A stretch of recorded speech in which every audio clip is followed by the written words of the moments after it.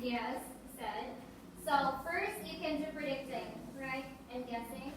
Prepare your students for the listening exercise. For example, tell them to guess what the story is about based on the photos or the text.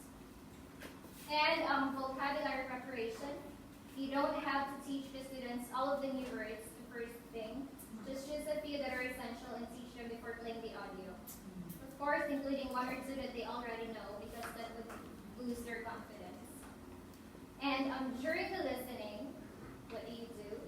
So you let your students listen for specific words and expressions. Sometimes they understand the general idea, but they don't get some points, so you need to ask. Or tell them to look for specific items. Give them specific questions to focus, such as, who said this word? Who said this sentence? Why did, before, blah, blah, blah. And let the students listen for sequence or order. So ask them to sequence how it happens. Students would be asked to work out the order that things happen. And some activities in the book have several pictures on that they have to put into the right order. And let the students listen for specific events. Ask the students to watch out for specific happenings. For example, you can tell before, notice who wears a hat. Notice who gives something to someone else. How many people say hello? Who drives a green car? So specific. And after the listening, what do you need to do? You can go back, you refer back to your listening focus and sequences that you discussed. So discuss how and why their predictions are correct or not. So you need to make a transition to that too. Talk about the characters, who they like and why. Review the vocab that was discussed before listening.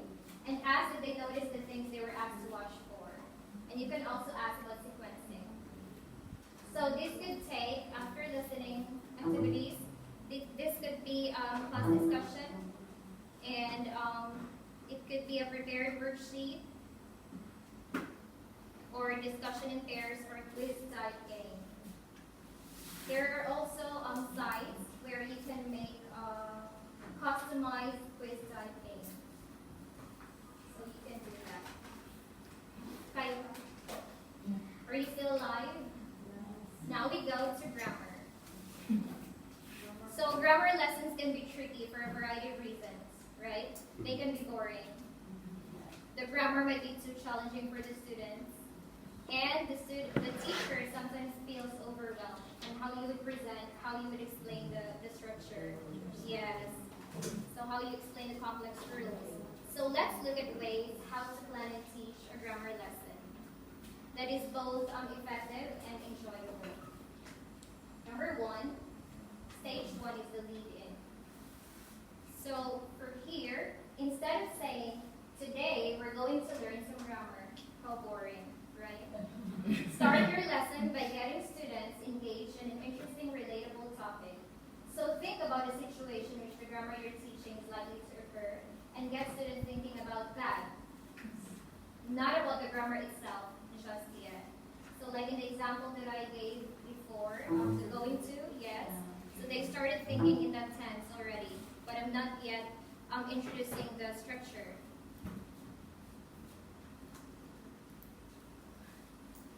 In stage two, you present the grammar.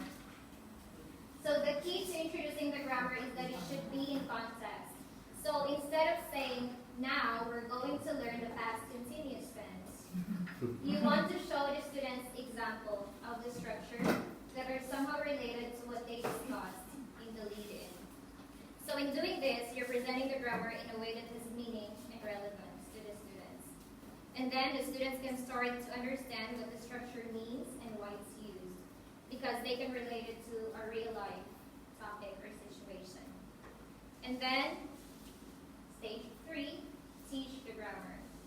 So this is the part where you would go on a long teacher ramble about the structure. Yes. But be careful that this will turn into a long ramble, right? You can suggest some strategies. Your goal is for students to be able to use this grammatical structure, and in order to do that, students need to be taught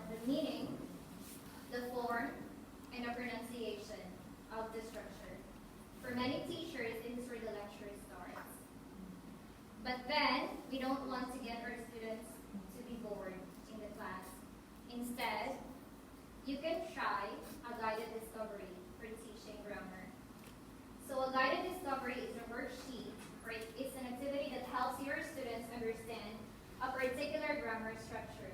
So the magic of guided discovery is that it prompts the students to figure out the rules on their own, instead of being spoon-fed the information by the teacher. But how does this work? What do you think? How would you do a guided discovery for teaching grammar? Ideas? How? You can use the same context and examples from earlier in the lesson, right? So in the warm-up, maybe you ask a student to give a sentence. So write a sentence on the board, and then use that as your example in explaining the structure. So if you use some photos also in sentences, write those, like I said, and clear examples, so that they can explore the structure by their own. So that's why it's a discovery. You are not spoon-feeding the structures.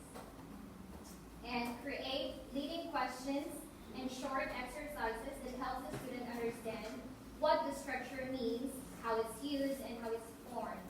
So the given sentence, for example, you can ask, where is the subject in this sentence? And then you write it. Where is the verb? And then eventually you arrive into the structure. So you let your students discover it. You didn't give it to them. Stage 4 is your activity to practice English grammar. You can do a competitive quiz, play some games, do pair work activities or group activities, and have students do a role play using the structure. But how do we choose the right grammar games? So recognize the purpose of the grammar games. I think we often may have grammar games in class that is not really, some games that is not related to the grammar point, right? So by no means whatsoever should you use it as just another time filler. So maybe you think that game is funny, it's entertaining for your students, but that's not the point of using games in a classroom, right? The point is for them to learn something and take away something from the lesson. This is the last part of this discussion. So teaching writing. How would you teach? How would you start on this class composition part? Do you just say, okay, today we will write about, this is the sentence, blah, blah. How would you Talk about the picture again. tell the picture? Tell about the picture. Discuss the words given. Yes. Use the words given, the sentences given. Yes. So here are some ideas for teaching writing skills. Make use of the sentence starters.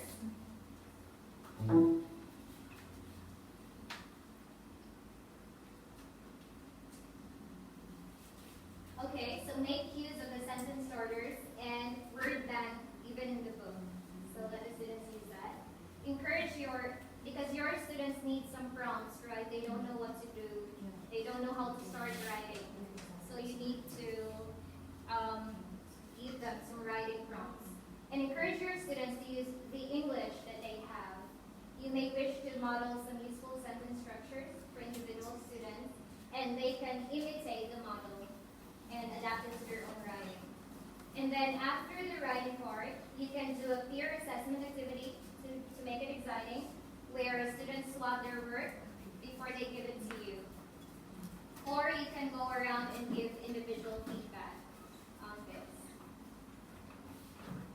Now let's talk about problems or more strategies that I haven't mentioned here that you'd wish to share for English word. Mr. Honey Boy. Time out. Time out.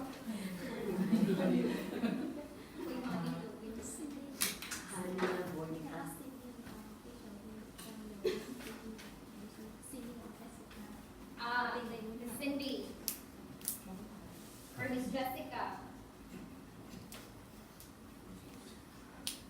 What is the question again? Sorry. No. Do you have something to share for teaching English or like in the skill? Actually, this is our first time to have a meeting like this.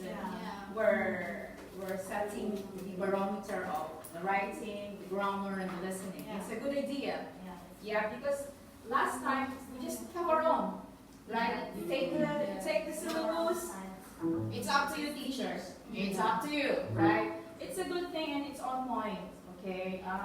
And it's also the ideas are there and it helps us. And some of it you're already using, right? Yeah, some of it. Okay, so we're always trying to improve our skills because no one's perfect at the end of the day. We do mistakes. We are trying to give the students not only engaging or fun games, but for them to learn. That's what I do. Maybe I struggle more in the writing part, or how before do the writing, you can have also some games. Okay, so the writing is there, okay, and of course, I just want to input also that you have to teach your students to write, because if they have already been in Jolly Phonics, I think that's 2 or 3. You start writing the sentences. You will say also the first letter is the capital letter with the sentence and full stop. Yes? Okay. One thing is like I have experience also before, because sometimes before writing or before the next unit, I want to check the students as well from the lesson that they have learned. Yes.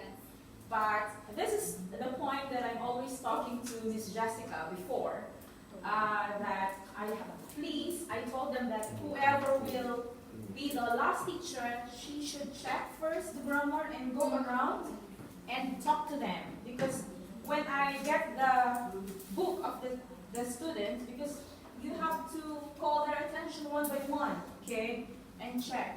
And it was not checked. So that's the dilemma of some of my problem before. So I don't know if it was already been advised to some of the teachers, but this is a good idea as well. And it's a good thing that you have presented what should we do in grammar, in writing and listening and speaking. Because this is our first time. It's point noted, isn't it? That's only the experience I have. It's a good thing as well. Well, what else? English World 1, 2, 3, 4, and 5. Do you I don't have. Cindy, do you have any suggestion for teaching English from English Word 3? Because English Word 3 also requires teacher who has high level. Is that the green one? Yellow. Yellow. Yeah. The yellow one. Yeah. So now you have already changed it, right? Because I don't have yet the experience of teaching the one part of 1.5 hours. I didn't encounter that one. But if it's a higher level of students, like they are 10, 11, and 12, some can speak and some are shy. So it's like a bit of challenging. You are there to ask them to speak, you give them time, but still when they go there, they don't speak like this. Yes. Very shy. Okay, I will help you. I will write the guided question. This is the question, this is the thing. But then they stop for my name is, I am 9 years old. Okay, I'll give them time before they speak, but they don't speak really. I don't know. Sometimes I struggle with that, honestly. So I don't know what happened. Did I do something wrong? What will I do with you? But then I said, sit down and I will talk to the TA and I will talk to the student. This is what I'm going to do with you and all this stuff. So I'm trying to not only teach them like by group, but I will talk to them individually. Yeah, because with the help of the TA. Okay? And then because I am worried at the end of the day, she didn't learn anything. Because we're there to give them something. Okay? They're expecting something from us. But That's the only thing that I'm struggling with, the higher level of students. Like maybe I have like 2 to 3 students like that, and some are speaking. So it's like a bit challenging for me. What will I do? But then I talk to her, and I'll talk to her, and then I'll talk to the TA and explain to her, and explain to the staff as well. I'll go to the staff and say, hey, this is a student, she don't speak even one sentence. We've got a problem. Yeah, so I mean, for me, I'm open to anything that I'm encountering in the classroom. Right? Okay, so at the end of the day, we have to take notes, especially for English world classes, because they are there already, they know, they can talk, they can speak, but they have different levels. Yeah, don't expect that in English world 3, 2, they can speak, everyone can speak nicely, properly. Still, it's up to you to gauge the students. That's all. I think I talk about Listen now, I just want to add something about teacher Cindy's idea. Like if you're going to ask them some questions, you can also like, because some students can like summarize the story without you asking them some questions, but there are some students like what teacher Cindy said that they're so shy, they don't want to speak, but there are some students who want to talk, but they want you to guide and ask them questions. But at the same time, sometimes they can't answer the question. So I give them some actions to give them idea what to say next. Like for example, the story Jack and the Beanstalk. So like I will tell them, so what did the mom do with the seed?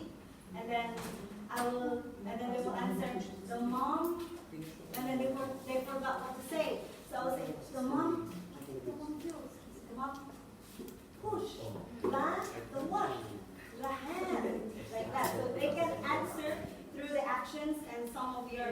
I would say I use my body Yeah. a lot when I teach. Because if I just stand there and say, today we are doing this and this and this, but I actually show them Yeah. they are climbing Yeah. the tree, putting it in the ground. Make it more simple. Because Yeah, I was standing still. Yeah. I explained the story and they all just looked at me. And then I did the action. And as soon as I started doing actions, they immediately picked up, oh, this means climbing.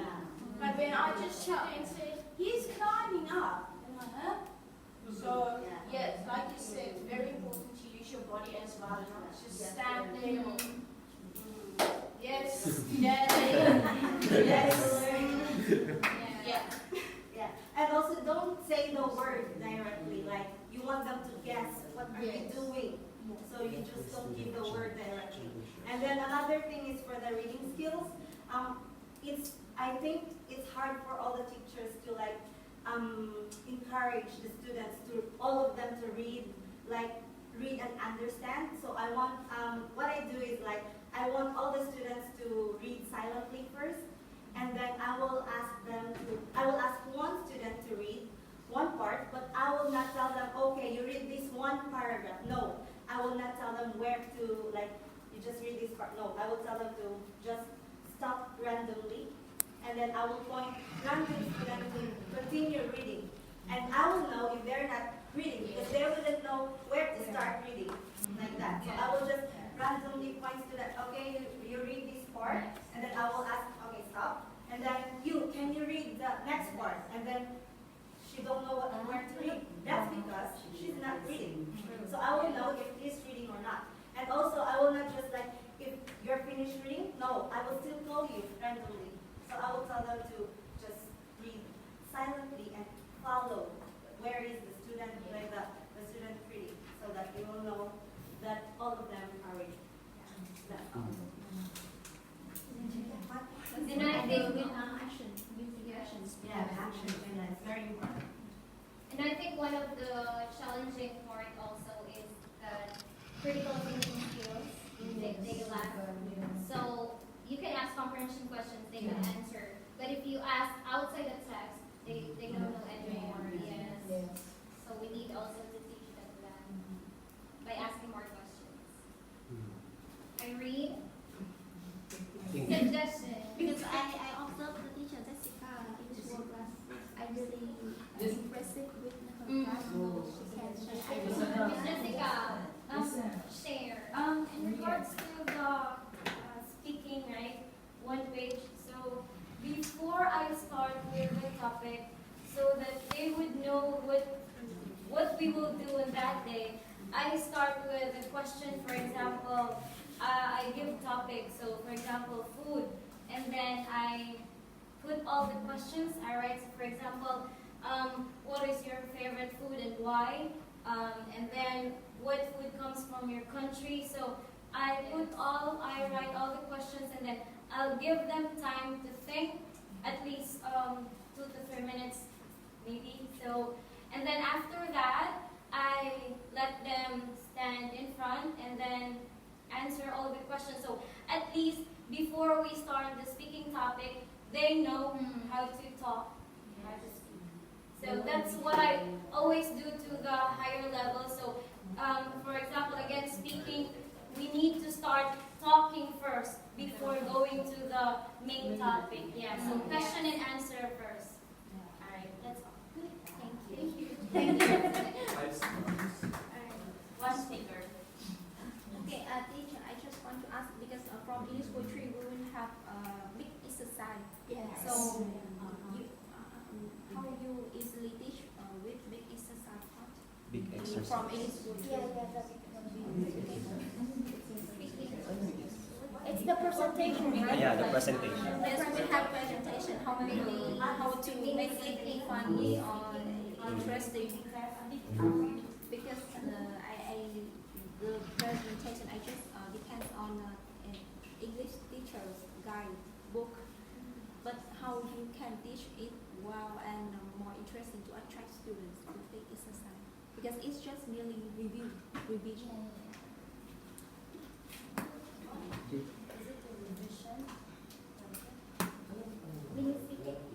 Big exercise.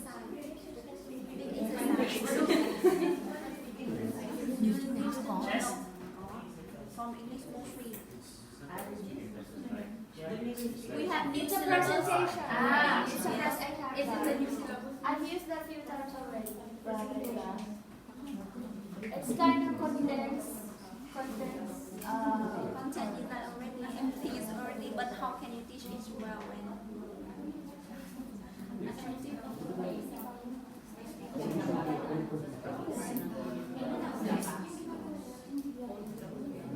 Bài tập lớn chương là nhưng mà nhìn thiết kế chị gửi cho cô nhưng mà chưa viết cho ngày em chưa học về thì có các cô trả lời thì bây giờ em mới em mới có cái lớp tăng 1 tuổi bắt đầu lên đến lớp 3 mới giáo viên nhà em lớn rồi ra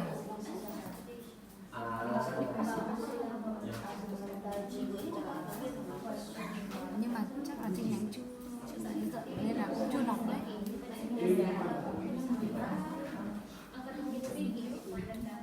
Chị bảo cũng sâu ra. The speaking test. Right. It's a speaking test. Is this one? The mini speaking test? Yeah. Like about the story? no. The one that is Is it this one? No one knows? Yeah, no, that is for English 1, 2. You should open it. This is English 1, 3. Yeah. If you have a coming from that way, speaking on this Yes. That one, right?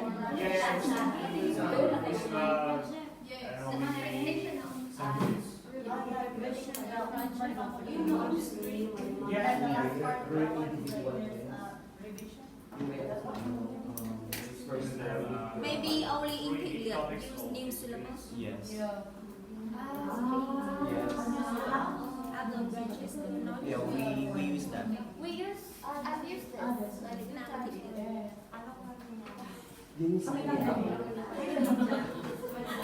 And Leon and Michael Yeah. share the idea. Teacher Michael. Michael and Leon. Okay. So since I don't have choice there, no, it's not. I handle English mostly in English branch, and normally if we have this kind of activity, it's actually a whole summarization of all topics that we discussed for the whole term, and it's divided to different. We have different units. Normally 3 units. Three units. After 3 units, Yes, we have after one 3 unit. units. Application open and so that the teachers can You see mean that this is one. the It's difficult. Yeah, so they can see because they don't know. I think you have on your side. It's not like Doesn't have Wi-Fi. normally it's a speaking test. Normally it's a speaking test, and then there is, since it's 3 units, there are 3 topics. So the student will choose one topic to discuss or to tell, to summarize, and then of course, normally they introduce themselves, telling about their personal or what they want or what likes and dislikes. But I normally let the student talk a lot.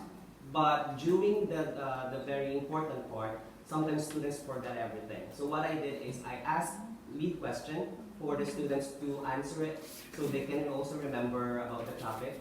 But I let the student choose what topic they want to talk.